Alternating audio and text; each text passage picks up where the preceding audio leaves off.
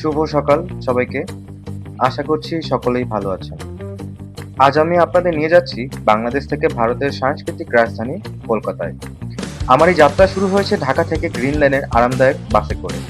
তো চলুন শুরু করি আজকের ভ্রমণের গল্প।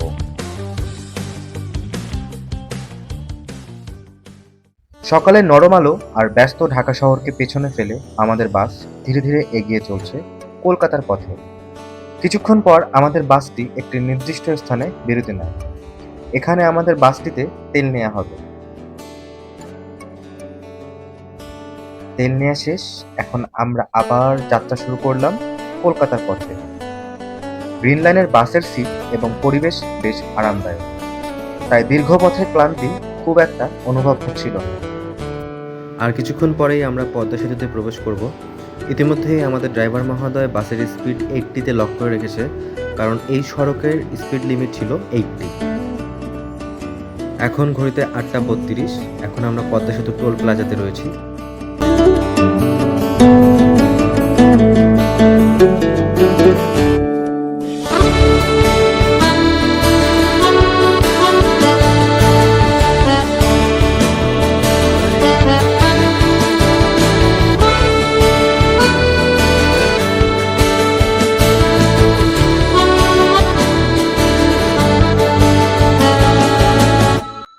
প্রায় কয়েক ঘন্টা পর আমাদের বাস একটি নির্দিষ্ট হাইওয়ে হোটেলে বিরতি নেয়।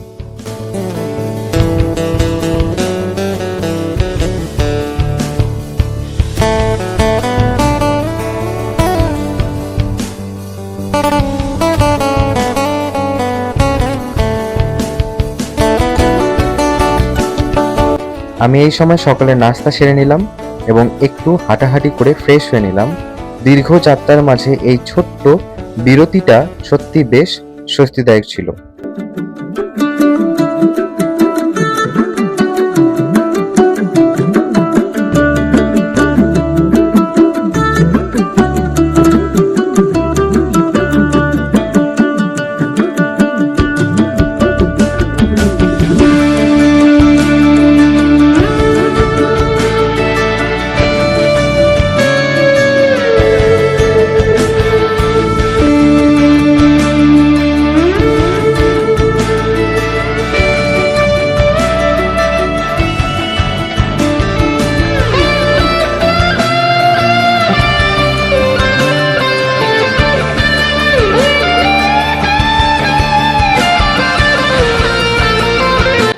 অবশেষে আমরা পৌঁছে গেলাম বাংলাদেশের অন্যতম ব্যস্ত স্থলবন্দর বেনাপোলে।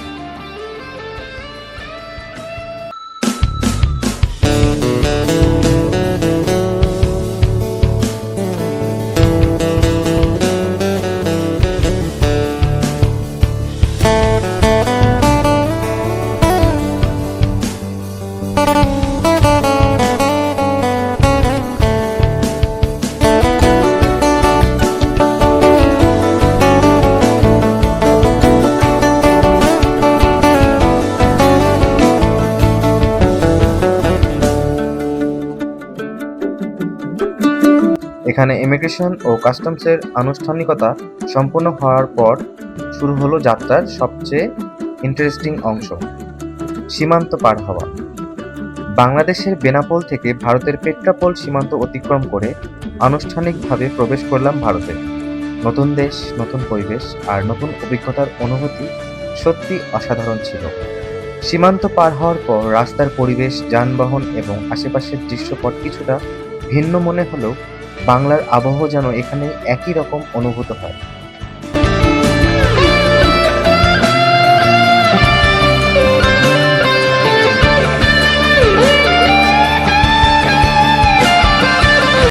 দীর্ঘ কিন্তু দারুণ একটি যাত্রার পর অবশেষে পৌঁছে গেলাম কলকাতায়। ইতিহাস, সংস্কৃতি আর ঐতিহ্য ভরা এই শহর আমাকে স্বাগত জানালো তার নিজস্ব ব্যস্ততা আর সৌন্দর্য দিয়ে। এই ছিল ঢাকা থেকে কলকাতা আসা পর্যন্ত আমার বাস ভ্রমণের অভিজ্ঞতা। ভিডিওটি ভালো লাগলে অবশ্যই লাইক, কমেন্ট এবং শেয়ার করতে ভুলবেন না। আর নতুন নতুন ভ্রমণের গল্প দেখতে হলে চ্যানেলটি সাবস্ক্রাইব করে আমাদের সাথে থাকুন। ধন্যবাদ।